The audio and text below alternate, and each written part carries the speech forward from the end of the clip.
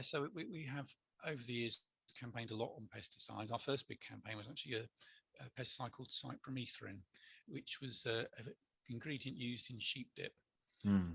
And we had a look into this and basically discovered that one drop of it getting into a stream would wipe out all the invertebrate life in that stream for around 10 kilometers downstream of where that drop got in the water system. So it was having a potentially devastating effect on life in our freshwater streams and rivers. And of course, if you take out the invertebrates, you're also going to have a knock-on effect on the fish and everything else in that river system.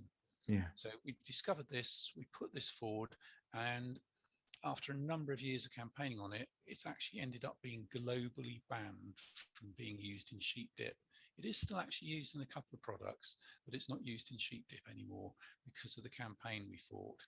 After the success of that campaign, we then started to look at the neonicotinoid pesticides. Now, one of the problems with those is that they were basically being used just to treat everything. Seeds coating it so plants grew up with it in them. Um, and it has a half-life of about 2 years. So it's going to be a very, very long time before it disappears from the soil when it's been put in there. But what we had was these treated seeds drilled into the ground. If you've ever sort of seen people putting seeds into the ground, you know, there was this white dust came off, and depending which way the wind blew, that would then go all over the nearby hedgerow.